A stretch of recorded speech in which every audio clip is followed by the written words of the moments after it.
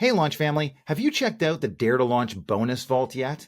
The bonus vault is where we put all the stuff that we can't fit into these episodes. There's extended conversations with our guests, Jeff's rules for copywriting, and we just added the 39-page transformational value manifesto. It's all free. Just go to daretolaunchshow.com/taco, enter your email, and you get access to the bonus vault. Now here's today's Dare to Launch.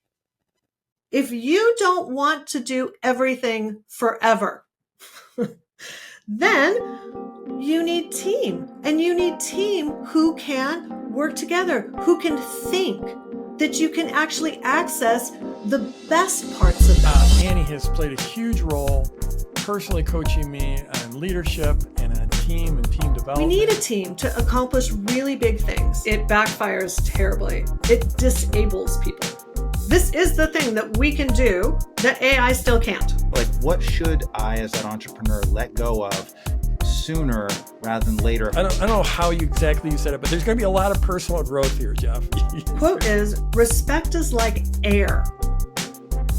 If you take it away, it's all people can think about. Hello, Launch family. So happy to have you listening to today's episode. My name is Chris, and as always, I am joined by my co-host, Mr. Jeff Walker. Hey, everybody. Thank you, Chris. And I am super excited about today's conversation because we're joined by my friend, my client, my coach, Annie Hyman Pratt. And Annie, I've known for a very long time. She's been in my mastermind for, I think it's been like 11 years or 12 years. Is that right, Annie? Yeah. And in addition to that, Annie has played a huge role personally coaching me on leadership and on team and team development. And she's also coached deeply inside of my team. And this is something that goes back many, many years. She's helped us absolutely transform our team in a hugely positive way. And Annie's also a personal friend. We've had some great vacations. We've been skiing together, Annie and her husband, my wife and I, the four of us skiing in Telluride, Colorado. We've also spent 10 days on Bora Bora. So Annie's someone I know really well, and I'm super excited about what she's going to bring to you. So Annie, I know, first of all, welcome. Glad to have you here. Super excited to see you. Thanks for having me. Excited to be here. So we were just talking in the pre-show that there's 1,000 directions we can go here, and team, and operations, and leadership. And you have a lot of experience in a wide range of industries, but a deep experience in this online industry. You've worked with many of the top leaders in this industry, helping them to develop their team and grow their team and grow the strengths of their team. So you have deep insight into what's going on in this industry. So I definitely want to get to that. But the place I'm really interested in starting is with what you call, and now I call, self-leadership, because I think it's absolutely critical for all of us. When I started to really work with leadership clients, like when I didn't start my career as an expert in leadership and teamwork. I started my career really as an expert in finance. Okay. But what I found was that you could have a great business, a great financial model, a great marketing, you could have, great products. And if the people part wasn't working, nothing was working. I got very interested in understanding, how do humans really perform at work, right? How do they really show up in a way that where they can give their best? And what I found was that really came down to what I call self-leadership. And self-leadership is basically how you show up, and that you show up from a place that is all about your intentions, that is not emotionally reactive, that is coming from the thinking part of your brain. And why we need this is because I think of humans as having kind of like, there's a neuroscientist named Daniel Kahneman, a very famous one. And he would describe it that humans have kind of two systems, two two thinking systems. And the first thinking system is very fast. It's often based on your emotion or on your habits. It doesn't need any energy. And that system is, like I said, super fast, not accurate whatsoever. It is designed for our survival. So when people think about fight, flight, freeze, or please, some of those like survival instincts, that is all that system one. Really fast. That system one is not good for work because it doesn't access our thinking brain. It's all emotionally and survival driven. So what we need is for us humans to really access the best part of us, the part that actually can think about complex things, that can create things from scratch, right? That can innovate, that can cooperate with other people. And all of those things are kind of newer in our human evolution. They come from this frontal lobe part of the brain. And to access it, we need to not be in emotional reactivity. We actually need to be in a kind of a more calm, emotionally regulated place where our emotions aren't driving us. And I think of business as kind of like a game of thinking and acting. We really need people who can think about what they're doing, who can solve problems, who can make good decisions, who can recognize when something isn't going quite according to plan, who can adjust and take really good actions.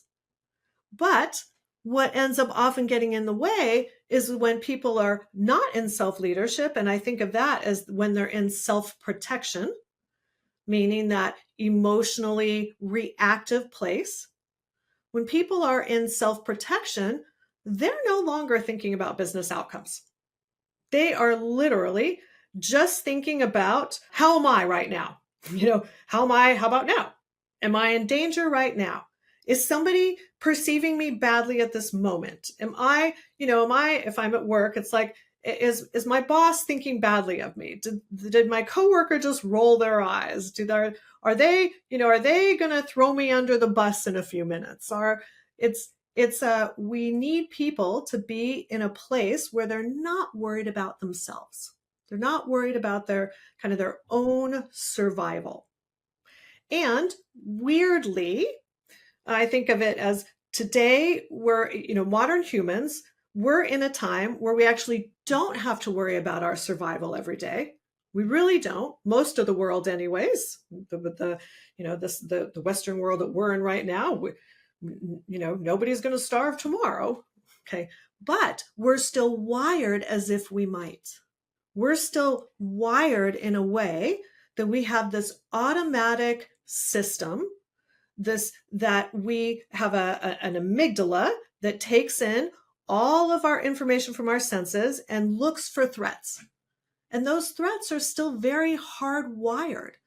And they really get in the way of humans doing what humans are, can do like nobody else, not even like AI yet. We can still think and process and problem solve and make decisions and create brand new things amazingly better than anything else. But we got to have people that are in self-leadership to do it. How do you avoid being in self-protection, or how do you notice that you're in self-protection, and how do you move to self-leadership? Yeah, it's a great question. And we all need to learn to do it for ourselves. It starts with recognizing when you're in self-protection. Okay. So let me just share a few of the really common thoughts, behaviors, things that are going on when you're in self-protection. Okay. Those are things like blame, judgment, defensiveness. If you're like me, it's avoidance or hiding. It can be very much about maybe justifying yourself. It can be manipulation. It can just be flat out frozen in fear. And it's really anything where any kind of emotion where you are concerned about yourself. You could be concerned about maybe your kids too, but at the end of the day, it's kind of like that's still about you, right? It's when we are in a place of we're worried about how we're being perceived or how things might turn out for us, if we're in some kind of a danger, even in relationship to somebody else, the first thing we have to recognize is that we're there. So for myself, one of the things that I know right away is once I start thinking about avoiding something, okay, once I'm thinking about canceling a meeting, because maybe I don't want to face what I think might happen in the meeting, or maybe I feel like, I'm just not ready for it today, whatever excuse I make up in my mind. The first thing I have to recognize is, oh, that's Annie in self-protection. That I can recognize that Annie is, easily avoidant. When she's feeling a little off, feeling a little insecure, that's what Annie does. And that very first recognition then allows me to pause for a second, and work with myself to get myself back to self-leadership. Because the thing is when I'm in that place, wanting to avoid things or cancel meetings or whatnot, my rational mind knows that will make things worse, not better. And I'm sure of that. I can't think of a single time that I've been in a super avoidant place and it turned out well. It always, makes things worse, not better.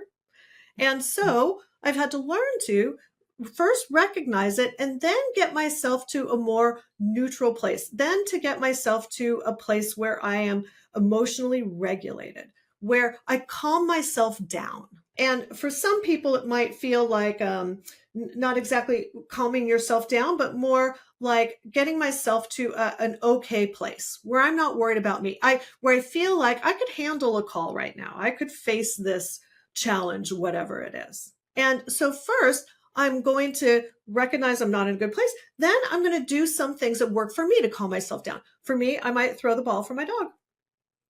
I might take a quick walk around the block. I might turn on some music. I might read a couple pages of a good book.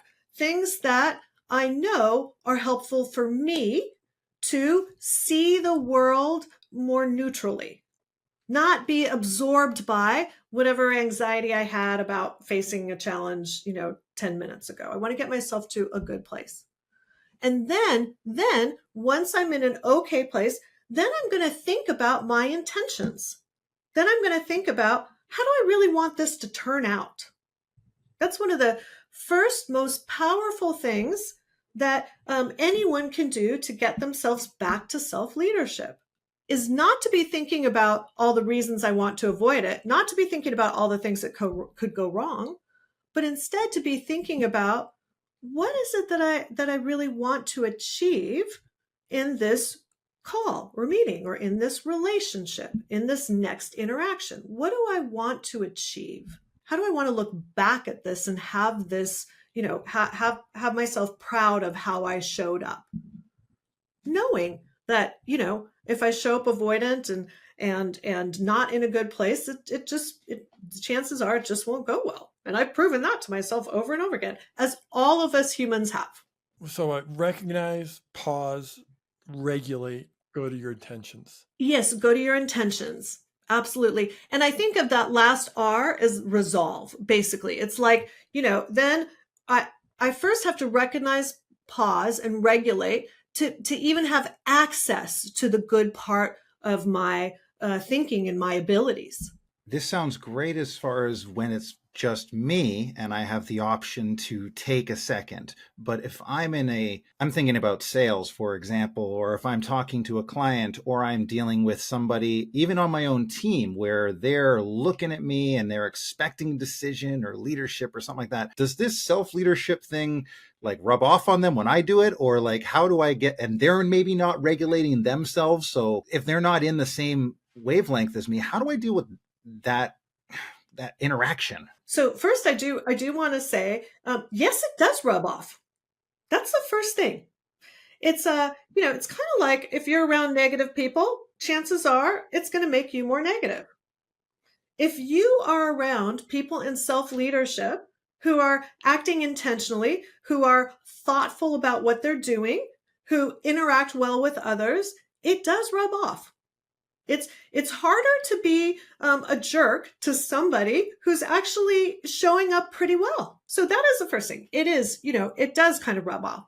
The second thing is to know that you, how would I say, that you can only control you in the moment, but you do have the ability to pause almost any situation. It's rare. It's rare when you have somebody who's super, super reactive and you can't call at least a bit of a timeout. And the timeout might be even something like, this issue is getting pretty tense. Let's set this aside for just a moment.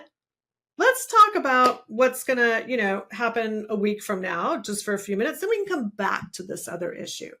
It's like you want to think of it that you have somebody in front of you who has their self-protections going. They're amping up, right? It's like you can feel it. I think all of us humans have had that feeling of like, oh my gosh, now I can feel that I'm getting more intense here. I'm wanting to say a bunch of things maybe I shouldn't say. It's like it's a feeling, and we want to get that energy to come down. We want to diffuse that energy. What I'm also hearing a lot of is that there's a requirement for us to be open or remain open as leaders when we're in this situation. Because for me, maybe this is just my style, is if I was running a big office or something, people start challenging me. And my thought is, I got to this point of running this place on all the decisions I made. So I got to protect that I'm good at making decisions. And then when people start challenging me on a decision that's like, no, you listen to me because I'm the guy who runs it. Like, that doesn't seem right to me as far as that. What am I doing wrong if that's the situation I'm stepping into? You can think of it as like you're meeting force with just more force. And all of that force, all of that part of like, I have to convince somebody. I have to make somebody do it my way, or I have to make somebody recognize that I'm the one who has the expertise and the authority here. Like when you're in that place, that's self-protection. That's actually you just responding to a type of energy with the same type of energy, and it's not going to go anywhere good. But the quicker you can catch it in yourself, the quicker you can stop doing that, because it only raises the tensions in both directions, right? You get more strong, they get, you get stronger, they get stronger, and pretty soon you've got a shouting match. So instead of that, you really do want to do what you can to bring the energy down for yourself and for them. And really starting with yourself. It really is okay to say, hey, you know what? I actually feel like the tension's going up in me. I need to take a moment. Sometimes I even say what's going on. Sometimes I'll even say like, I'm finding myself trying to convince you of my way. Let me just take a moment. I have a phrase that I say all the time. For anybody that knows me, all the time I'll say, let me back up. That's my way of pausing the energy that's happening now and coming back to what our intention was in the beginning. There are ways you can really help stem that energy, stop that energy from escalating. So Annie, after being in your world for so long, yeah. I think I know the answer, but I imagine there might be a few listeners that are like, okay, well, this sounds good. And, maybe I'll be a better spouse or a better parent, but what does this have to do with me growing my business and making more money? When you're growing a business, okay, most entrepreneurs start out with kind of just themselves, and they don't have to be good at team because they're doing it all themselves. Then they have very tiny team, and they don't have to be that great at teamwork because they're working so closely and still doing everything. Okay, but if you don't want to do everything forever, then you need team, and you need team who can work together, who can think, that you can actually access the best parts of them. and to access the best parts of them, the parts that are actually going to solve problems faster, that are going to sell better, that are going to show up in a way that moves your business forward. To do that, we need to provide an environment that helps people be in self-leadership. It's not so different than having a champion sports team or having a professional sports team. It's like you have players, they have different positions, they have kind of different skill sets, but we've got to provide a good game plan. We can't make them practice 24/7 and then have them show up for a game. It just won't work. They're just, as human beings, they can't do that. And so it's like we want to be thinking about that for business. We need a team to accomplish really big things, but the team needs a certain kind of human environment to help them perform their best. It does. Yeah. So how do you go from, so like, I know like when we started working together, one of the first things you said to me was, and I think at that time, I don't know, our team was probably 10 people or something, 12 people, something like that. I'm not a natural leader. I wasn't a natural leader for my team. I wasn't definitely not a manager. One of the things, you came in, you interviewed everyone on the team sort of to get the lay of the land and how things were working. And you said, Jeff, this is going to be a very big personal growth. I don't know how you exactly you said it, but there's going to be a lot of personal growth here, Jeff. There's some changes you need to make. And I was like, I mean, that's one thing I am all about is growth. And I'm like, yeah, bring it on. I know I'm not perfect. I know I'm not great. Bring it on. So how does someone go from, and the path you described was my path. It was just me. And then it was just me and my wife.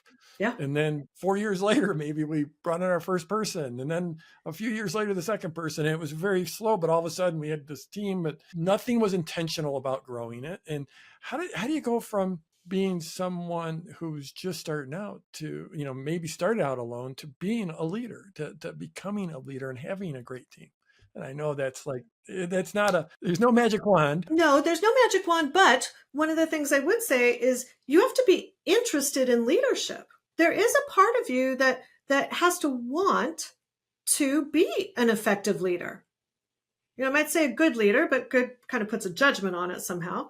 It's like you have to want to provide the type of leadership that lets others be their best. And at the end of the day, it's very self-interested. And that's okay, because that is a great part about being human, is that when we do work together, it is very much a win-win. And so I think of it as, I'm going to need to look at myself and really work on maybe some of the things that I, see in myself that I don't naturally like, that I want to make excuses for, that I might not even want to admit that I need to work on. But I want the outcomes more. It's like, I want to have a really good business and a really, a team that is thriving, making us a lot of money and enjoying themselves, wanting to stay on with our business and make it bigger and better. And to do that, I'm going to have to work on me. Teams are always a reflection from the top down, right? Is something I learned in my sales organization, is if I had crummy salespeople, the question I had to ask was, who trained them, and how did we create that culture? There's a quote from someone named Stephen Bartlett that is, I think it's Stephen Bartlett. It's like, I don't hire people so I can tell them what to do. I hire good people so they can tell me what to do. What they should do. Yeah. And so I'm curious, like, is that true? And how does that show up in an entrepreneur who's a solopreneur who like makes all the plans, right? Or maybe feels like they need to make all the plans for everybody. How do you get entrepreneurs out of that mindset? Yeah. And I think a lot of them would describe it as like, how do I build a team I can trust? Something like that, right? Yeah. It's in trust, isn't it? Yeah. Yeah, it is. And the funky thing about trust is like, yeah, you want to trust your team, but if they're not trustworthy, you just won't. So So there are, I have worked with some entrepreneurs who have a team that's not trained well yet, that maybe is brand new, and they shouldn't be trusted yet. So it's, so there is sort of a development path of team, I would say. And so when you're an entrepreneur, what you're going for is you want to be working with people who you want to develop, who you want to mentor. That's, I think, the best word for it, that you want to mentor. And the difference between like a mentor and a trainer is that a mentor is teaching people how to think for themselves. You're going to be sharing all kinds of experiences, etc. But at the same time, you want to be working with your team member, and before answering all the questions, saying, what do you think? Before let's say you're working on a sales page. Okay.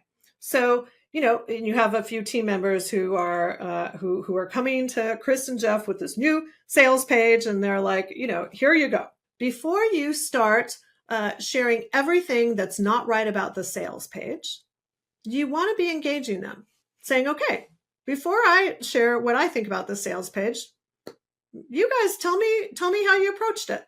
Tell me the thinking behind this sales page. Tell me what you changed from last time. Tell me what you took into account, to try to get them to you so that you can see where they're at behind the words on the page. And then when you give input, they are going to be much more receptive because you've already engaged them. So they're in a place already of being in a place of like not just sitting back and waiting to be told what to do. You've got them in a place where they're having to take some ownership. They're having to say how they got here. And that's one of the first ways that you have some good team members to develop. They're the ones who are interested in telling you how they got somewhere, what they were thinking. Not just, here's the problems that I'm facing, but more like, here's how I got here. Here's some of the problems here's some of the things that I think aren't working about this page. And here are some of my ideas for changing it. Or here's some of the things I wanted to share with you that I thought of that maybe I didn't put on the page. It's like you want them engaged. And that way your mentorship really sticks.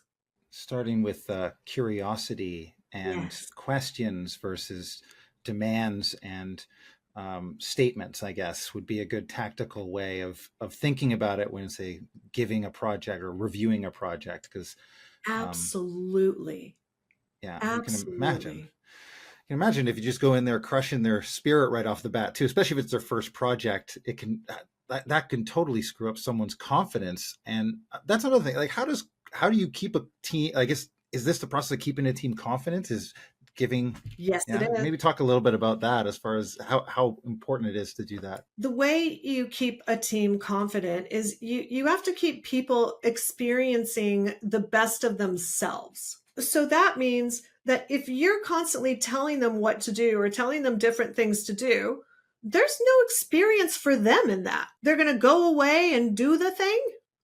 Like we want the relationship part for them to be able to show up in a way that has a chance at impressing you, that has a chance at you being able to say, oh my gosh, you did a great job with that. I love your thinking behind this page. Here's some things I might change or that I might think about differently, but I can see where you did well in this. I can meet you there. And that's the thing that drives the confidence. And you can also reframe people effectively if they're like completely off the mark. Like you'd ask a question like, well, how do you think the client might experience, so that they're seeing it from your perspective, but you're not telling them. Exactly. And you can have a discussion. And it's always interesting what people say, because sometimes you're looking at a page and you're like, how the heck did you get there? And then they shared something and you're like, oh my gosh, I never would have thought of that. Okay, maybe that's not right for this situation. But when you get to see the thinking, you actually get to acknowledge there was thinking behind it. Yeah, hopefully that's what they do, right? Is they give you some thinking behind it. Exactly. Exactly. And if they don't, then you have a bigger problem, because this is the thing we need from our, from our team members, from our humans in business. This is the thing that we can do that AI still can't.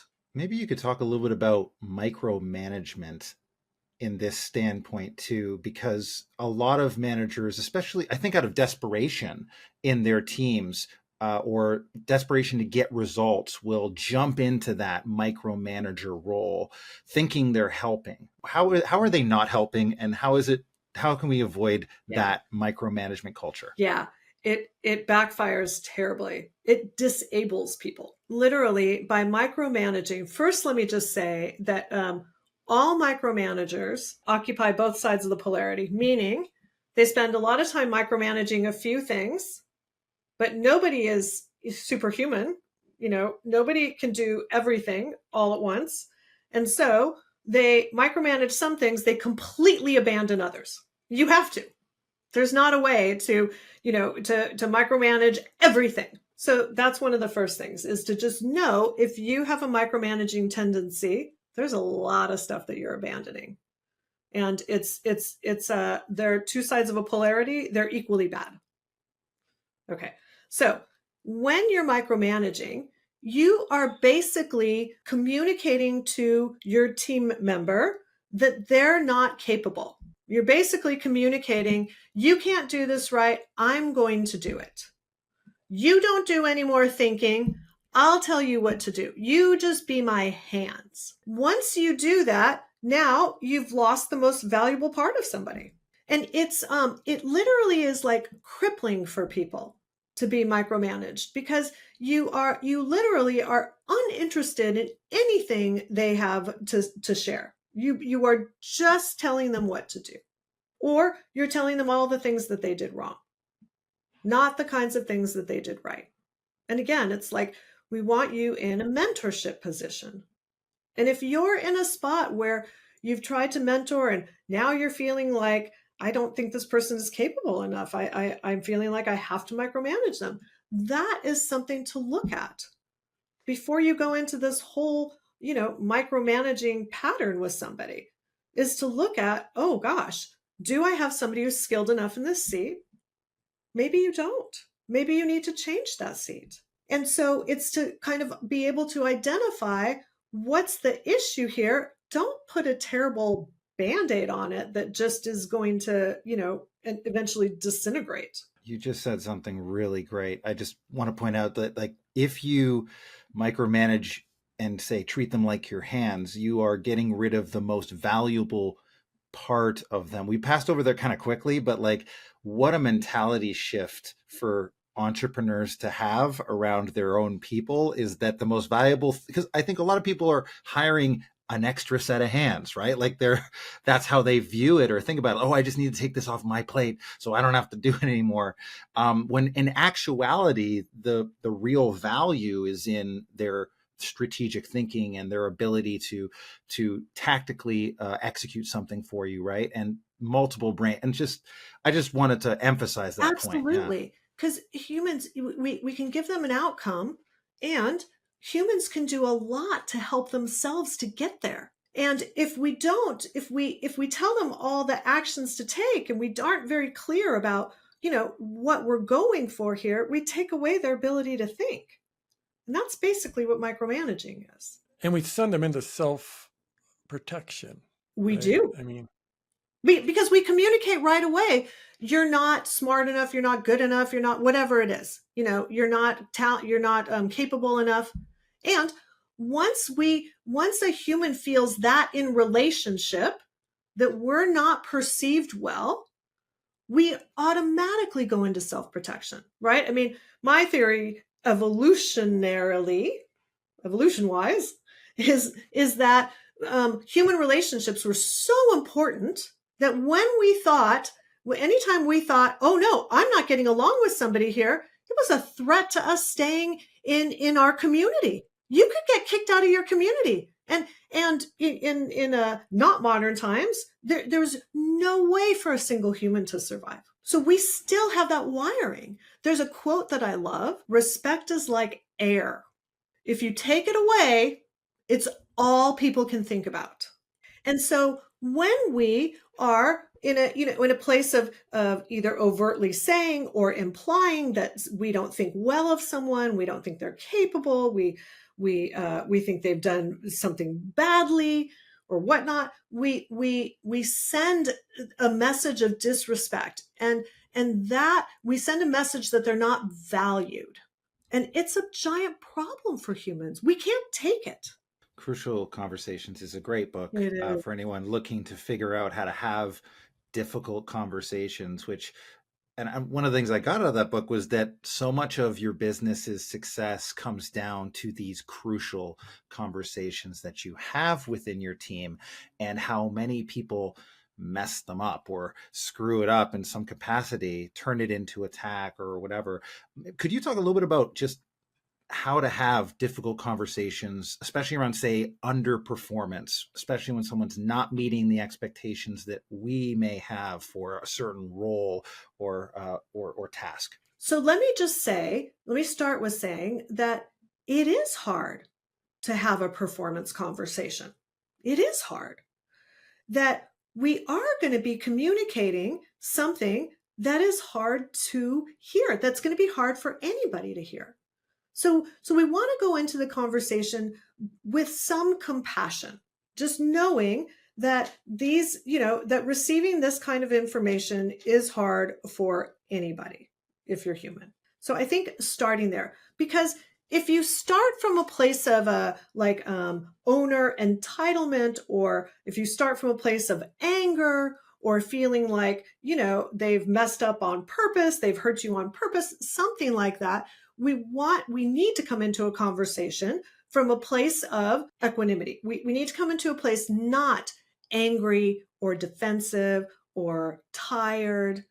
So that's the very first thing with a crucial conversation.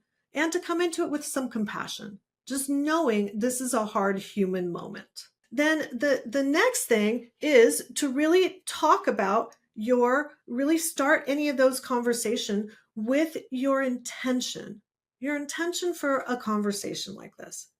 You can't start a conversation with something like, hey, you know what? You really screwed up that last sales page. Like, that is not going to go well. And so you want to start with your broader intention. Hey, I want to talk to you about your performance. I specifically want to talk about a sales page, because I want us to be able to get to producing sales pages that totally work for this business. And that, I would say, is maybe one of the second big keys to having a crucial conversation, is that it's not about you. It's not your judgment of them. It's about the business. It's about getting an outcome for your client. It's about enabling a result. It's not that somebody did it bad or wrong. It's that it didn't get the result. And it's incredibly important, because if we go to a place of, how did you do it that way? Well, you must have been thinking the complete, wrong thoughts, like what the hell was going on with you when you made the sales page? If we're there, we literally have insulted somebody else. And that's never going to work. And so even though you're talking about performance, it's like, remember what the performance is for, because that's really what we're talking about. And then you have a chance at getting people to get onto the same page about what needed to be different. It's you and them versus the problem, or against the result, versus you versus them, especially when we're sitting across the table at a desk or across a Zoom meeting. How easy it is to start feeling attacked, like, That's right. or we accidentally attack someone by saying something, right? Yes. And when we do that, it happens, because again, these conversations are hard. And most of us are really good at personalizing everything. So if somebody says to me, Annie, the way you presented this spreadsheet in the meeting, I don't know, I got pretty confused. I hear that as Annie did a bad job. Instead of what we want to communicate is, hey, what we wanted from this spreadsheet was everybody to get a really good understanding of what was happening with, business margins or something. Now we've got something good to talk about, because now we can start to talk about what was your approach, what might you do differently? Let me talk about how I see it, how I see what you could have done differently. What do you think? And again, you want an engaged conversation. This is not crucial conversations. They can't be one way. If you're having a crucial conversation or a conversation to resolve something, to make something better, it has to be two-way. Otherwise, you should be having I call them I've made a decision conversation. And I've made a decision that I need to have a different person in this seat, and I'm letting you go. You just mentioned, just as in your example, business margins. And that got me thinking, you've got experience in many, many industries, and you also have deep experience in this online industry, a lot of, knowledge-based businesses. And there is sort of this, I think there's a bit of a messy middle where people grow to a certain size. Yeah. With a very small team, maybe a solopreneur or a very, very small team or a few contractors. They've built up an offer, they've built up an audience, they're doing great, they're making money, and they've hit their ceiling of complexity. They need help. Yes. And then they start adding help, and now their margins are dropping, and maybe their actually bottom line is less than it was. And there's a middle to move through. And we can estimate, what those actually, I just like to hear you talk a little bit about that and how to move through that messy middle, and even what you think might be the dollar ranges of that middle. I think the dollar range of that messy middle for information marketing specifically is kind of between $1 million and $2.5 million. It's like under $1 million, or right at about $1 million. Maybe you could even stretch it a little, depending how many products you have to get to the million. If you have fewer products, let's say you get to $1.2 million or something, you don't need that many people to sell it and deliver it. And at that point, the business is making good margins, good money, etc. But as an entrepreneur, you still want to grow. For getting to $1 million, let's say $1.2 million, now you're going to need to do something quite different to double that, let's say, right? To get to around 2.5. Okay. So you've got to double it. That typically needs extra products. It typically needs having maybe expanding your market. It might need you to test and try a lot of new things. And when you're trying to grow and you need to grow in a lot of new ways, it's like having two businesses at once. One is going pretty well and one is a startup. So, when I think about your business, Jeff, it's like, you started with the information product and then you were adding the mastermind, right? Like the higher end mastermind. And when I think that it's an amazing business. It's one of the simpler ones. But let's say, right, you've got a product, your information product, and you've got a great mastermind, and you're only at like $1.8 million or something. And it's still, now you've got double the team and not double the revenue. And we need to get you double the revenue. And so I think the thing that has changed from my point of view in the time that I've been involved with clients that are in information marketing is a couple things. One, I find that there's a little bit more of a natural ceiling on some products. So it used to be that you could, work with helping people make money online, and you could have an information product that did a $1 million launch or a $5 million launch. It's actually pretty hard now to find products that can do a $5 million. It's not every product that can do a $5 million launch. And so with having some natural ceilings, because there's a lot more competition, people have a lot more to choose from these days, then you've got to be really, really good at what you do to be able to really, get that margin, to be able to get that revenue way up. And the tricky part is you need to maximize the amount of revenue each product does, because the quickest way to kill yourself is to have lots of different products or services that each do $500,000, let's say. It's a killer, because you can think of it as that, an information marketing business and a mastermind, they're two very different businesses. Yes, they're under one umbrella. Yes, they're under one brand. Yes, they cross over on some things, but in general, they're very different.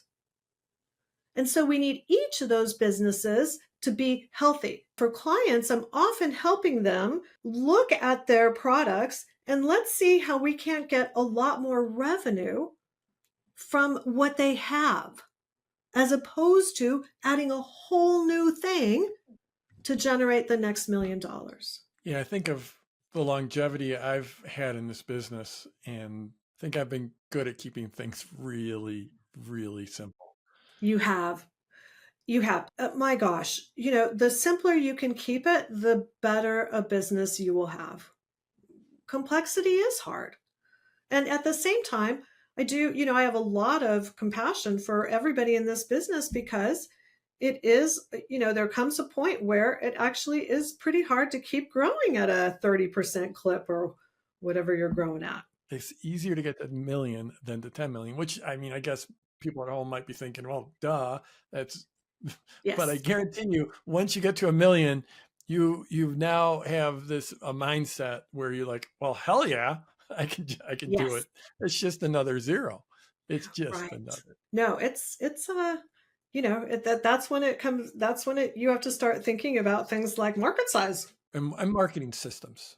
Yes. What's the lead system that, some of them have a natural ceiling to them. Absolutely. Another thing that I think has changed, and I knew this was coming. I think it took a little longer than I thought, actually, is all the social media platforms, and Google too, they have learned how to maximize their revenue at information marketers' expense. So it's, advertising, I know it goes up and down, but in general, advertising costs have gone steadily up. Yeah, I mean, one of the hallmark features of this industry, and I mean, I think it's an unbelievable industry. I love it. I've been in it we're coming up on 30 years. It's ridiculous, Annie. I mean, 2 years will be 30 years. Next year is going to be the 20-year anniversary of Product Launch Formula. Wow. It's just ridiculous. And that I've gotten to, have the income I have the lifestyle I have the team I have the clients I have, is just ridiculous. It's a dream. And I think one of the hallmark features of this industry, and I don't say a feature like a characteristic, let's put it that way. One of the hallmark characteristics of this industry is that marketing is very, very expensive, and production is very inexpensive in general. If you look at a lot of industries, if you have the auto industry, it costs you an incredible fortune to make that car. And yes, they've got marketing costs, but it's not at the percentage level as this industry. Or you have a power company, it costs a lot to build a power plant, but you don't have to work very hard to sell that power. Yeah. But in this industry, we've got great margins in general compared to a lot of industries, but still the cost to market, whether you're paying to advertise, whether you're paying affiliates, whether you're paying to create content, either with dollars or with your time. That's right. To attract people, it's expensive. Yes, it is. That's our biggest cost is marketing. And then in production is relatively less. That'll be your team as you grow, and if you have too many products, that then your cost, goes up in production. But in general, you're spending your money on marketing. And you also happen to probably be marketing against some really good marketers. So you got to be good at it. Exactly. It's super interesting industry that way. And, and one of the things about that is to really kind of keep in mind having a product that needs a ton of delivery, I'll just call it, right? Like if you have to handhold every single member of your digital product or whatnot, that's not going to work out. Like it's you've got to be able to spend that money on marketing and have the delivery be less expensive. And one thing you're talking about, and I've said a number of times, is when you're making that leap and jump from the 1 to the 10, you have to get more from more production, right? And really that means more from your people in many ways. It's like you have to work with a team and through people to be able to execute this. Are there strategies for entrepreneurs making that leap in terms of what they need to let go of? Yeah. Maybe it's because I think there's probably things that we love doing as big picture marketers or whatever it is, right? I'm sure, but then they have to let go. Like, what should I, as that entrepreneur, let go of sooner rather than later if I'm trying to really make that next jump? The very first thing is entrepreneurs should be looking to build a leadership team, a team of functional leaders.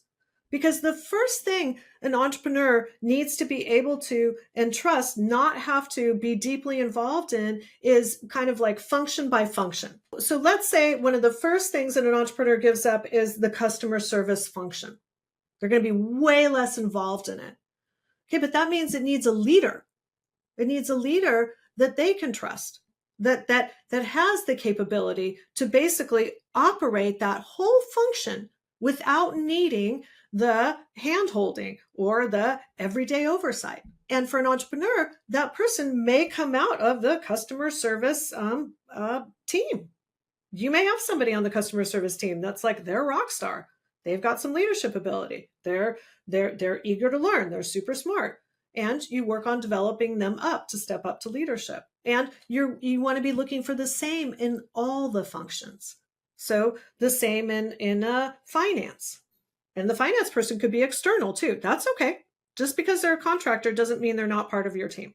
Finance is one. Delivery is another. Operations, IT. For information marketing, one of the very last things that the entrepreneur tends to give up is the marketing function. It's kind of, the entrepreneur functions as the marketing leader and as the CEO usually for a good long time.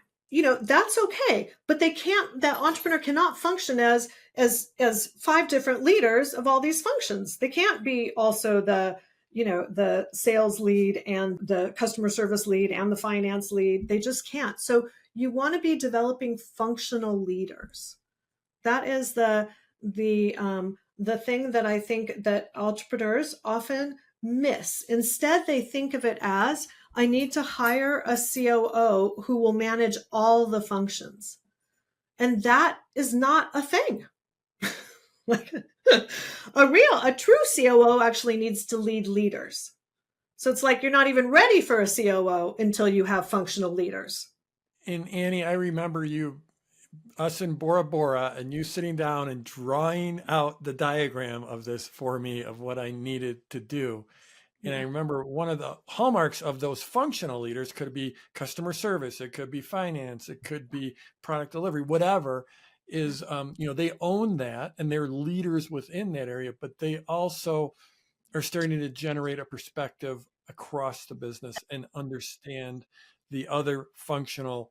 They might not be able to run them or do those leadership roles, but they understand them.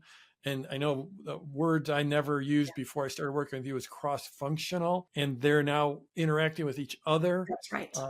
Yeah. That's right. You need a cross-functional leadership team.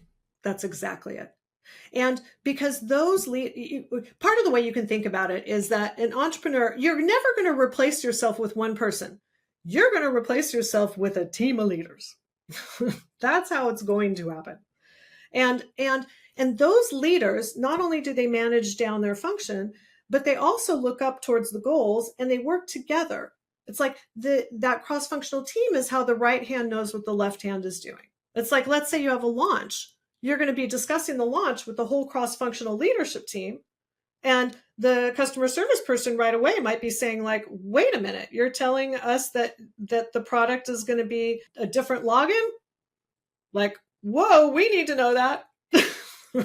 As customer service, right? It's like we need to be discussing the business with that whole leadership team, because the leadership team is going to operate the business.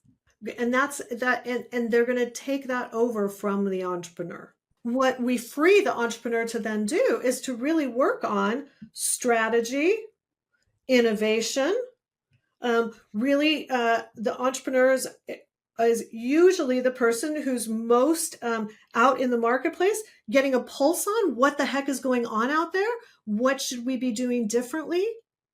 We need the entrepreneurs out there for that. There's one big trend we haven't really talked about yet, and I want to bring it up at our peril or at our embrace here and it's really around AI. There's a trend of like, we can just have AI do it. And I mean, I think it's probably, I don't know when this will air, but Jon Stewart a week or two ago, whenever we recorded this, is talking about AI, and he had a series of CEOs on talking about how like, oh, they laid off 90% of their support staff in the face of AI takeover, or AI gives us more productivity without the tax of more people. I think that was CEO from Airbnb. So it's like, there's a real mentality around, let's use AI for this and we don't need people. Should we be excited about this as entrepreneurs, or are CEOs getting this wrong? I don't think that CEOs are getting it wrong, but I think they're sort of like jumping from stage 1 to stage 10, sort of. It's like, there's a lot that has to happen to actually utilize AI well to really replace people. So remember earlier when I said that humans are still the best at thinking, like at doing problem solving, at planning ahead, at being able to take in tons of different kinds of data points and make sense of it. I mean, AI is a language model at this point, mostly language, I guess, in numbers, but it can't feel tension in a room. It can't gauge emotions. It can't understand your customers' responses the way you can, because you're a human. You know what a human experience is, and so you can interpret your customer responses through that lens. Okay, so AI doesn't have that yet. So what AI can replace is the more repetitive, narrow thinking type roles. Repetitive and narrow thinking, because it's kind of like you'll just use a smarter system, which is what AI is. It can search more data. It can find more references. It can do maybe a bunch of research better. It can certainly do things like all the customer service bots are getting better and better, right? Like that, it can do better, but it can't do something and encounter a change and deal with it. And that is still the heart of business. The heart of business is still that you have plans, but so many things don't go according to plan because the environment changes. Your customers change expectations and desires. The technology is changing every 2 minutes. The economy changes. The competition changes. There's so many changes going on all the time that we still need thinkers who can get a question from a customer that is not one that AI can recognize and actually answer it, because humans can. Okay, so what I do think is, yes, for some of the more basic, more rote types of roles, we can replace those with AI, but only after the thinking people get a handle on how to use it, because it still can't replace the thinking. You still can't delegate a project to AI, because a project has most projects have like 50 moving parts. And we still need somebody to think about, oh no, that part missed. Now what? Now what do we do? So I think they've jumped way ahead. And personally, I'm not finding for clients, even my larger clients that have, maybe 200, 300, 400 people, even the clients that are larger, they're not replacing tons of people with AI yet. What do you think, Chris? Time for a taco break? Let's do a 2-minute taco break. That sounds great. So the way this works, Annie, since it's the first time on our show, I'm sure we could get you back another time for many conversations like this. But we start off with some mild taco related questions, and then we get steadily spicier. And we're going to start off with the ones we usually ask most people, which is hard shell or soft shell tacos. Hard shell. Look at that. No hesitation. This whole season, we've been getting way more hard shell people. I'm loving it. Last season was 100% soft shell, and this season's like all about the hard shell. I love hard shell. All right. Guacamole. Are you yes or no to guacamole? Oh, yes. I'm a huge yes. Yeah. Yes. I used to have an avocado orchard. My first job was picking avocados. I got 10 cents a pound. That's awesome. Well, how about spice level? Are you mild, medium, or spicy tacos? Kind of medium. Medium. Yeah. All right. Yeah, that's a nice even answer. Yeah. How about this? If you were going to have a taco picnic, would you want it at the Eiffel Tower or Central Park, New York? I think the Eiffel Tower. I love Paris. If you could feed your team magic tacos that made them more productive, better communicators, or less stressed, which one would you choose? Oh my gosh. I think I would choose less stressed because that would naturally make them more productive. Nice. Tacos maybe have that side benefit anyway. Tacos bring. They may not have to be magic. Inner peace. Annie, I thought you were going to go for better communicators. That's that. Oh, too funny. Yeah, too funny. If you were to plan a taco team night for your team, of employees, right? What would be the strategic leadership objective behind that team night beyond just eating tacos? I think getting really clear on the goals and really taking into account all the latest changes. Because I think, this business environment is changing faster and faster. I mean, I think this is just like one of those laws like that chip law. It doubles in speed every 18 months. I forgot what that is, but yeah. Doubles in speed and halves in cost. Yeah, exactly. I think we have one of those for business in the rate of change. It's interesting, Annie, because we're doing a team retreat and offsite next week. Yeah. And so, it's been on my mind, like what do we want to accomplish? Yeah. At that team retreat.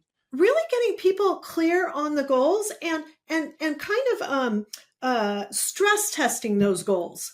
Is this goal still the goal we want? Is it still achievable? Is the plan we have in place really going to get there? Or has something changed that we need to take into account? And I am finding more and more that, it used to be you could do strategic planning once a year. You're pretty much looking at the strategic plan every couple months now for what's changed. Okay, so since we're on a podcast here, maybe I get some free coaching from you, Annie. Yeah. It feels like, so we're doing our whole team. Yeah, great. And we're bringing them from 8 countries. But it feels like that piece of getting clear on the goals is more a conversation to have with your leadership team. Certain key members, leadership and certain key members, but not a whole team discussion. I totally disagree. Because knowing the outcomes, knowing what the company is really going for is the biggest thing people need to be able to think well in their job. 100% agree. And I'm going to back up. I'm thinking, because when you initially said that, I thought you were speaking about the creation of those goals. Clearly, I think they all need to know the goals once you've got them. But is that a conversation I would have with 35 people. Yeah, I see what you're saying. Probably not. But I do think with the leadership team, it's like you need to talk about, are those goals still the goals? Right. But with the whole team, they do need to know where you wound up. Yep. And they should know the kinds of things that are impacting those goals, because again, they'll be better thinkers. So it's like, what do they really need to look out for? What do they need to understand is changing, just so that when part of a project doesn't go as planned, they're already have a bit of a heads up. And to really talk about, when you're talking about those goals, to talk about what, not just the result, but the what it looks like. Like when you achieve the result, what are you really talking about? For customers especially. So it's like, if you do a great job, with your customer satisfaction, what does that mean? Are they referring a lot more people? Are they posting on social media? Are they calling you? It's like, what is it? What does it look like? Love it. Love how that taco question got real. Yeah, it was great. Got taco real. break. Yeah, yeah.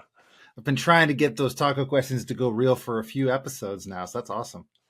All right. Well, thanks for the 2-minute taco break. Awesome. Well, we'll get into our final question here. And a lot of our listeners are daring to launch whether they're launching their first business, their 10th business, or just launching to a new level. And launching is almost an equivalent in my mind to becoming a leader, right? You're asking yourself to jump into a higher level of responsibility for yourself, whether you're leading just yourself now in running a business or leading a group or a team of people. So I want to ask you the question, why should our listeners dare to be leaders? They should dare to be leaders, because that's how you really achieve. That's how you achieve more. That's how you grow. And all growth is a bit of a dare, because it's risky. It's risky. You have to take a risk to really, grow and achieve something. And launching is a risk. Jeff is going to teach you everything you possibly can to have a super successful launch. But at the end of the day, you got to put yourself out there, and you got to do it. And sometimes it doesn't go as planned. But the thing about leadership, so here's the thing.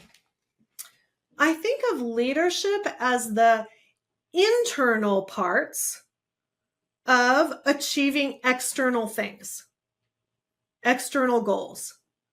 So if you want to have a big launch, you're going to need the self-leadership internally. You're going to need it, because if you come from an emotionally reactive place, your decision-making will be terrible. You won't be able to notice all kinds of things, good or bad, that are going on that impact what you're doing if you're not in self-leadership.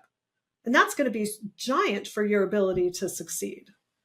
So I think of that, the internal parts, leadership and self-leadership, is like, where are you going to reside inside while you're doing your thing, while you're launching, while you're making your sales pitch, while you're writing your sales page or whatnot. Where are you going to be inside? I think is the most important thing. And yeah, it's a dare both ways. I love how this circled back to the self-leadership versus the self-protection, because if you're hiding, or if you're raging at people, or if you're running away, you're not going to be productive. As you said, Annie, you're not going to achieve. You're not going to produce. And I think the thing about self-leadership too is, you have to be willing to face yourself and some of the parts that are not our favorites. It's okay. We're human. We have those parts. There's not an alternative. The quicker we learn to work with ourselves, get ourselves back to self-leadership, the better the external results are going to be. Hands down. that's why I am so insistent on, people really learning self-leadership.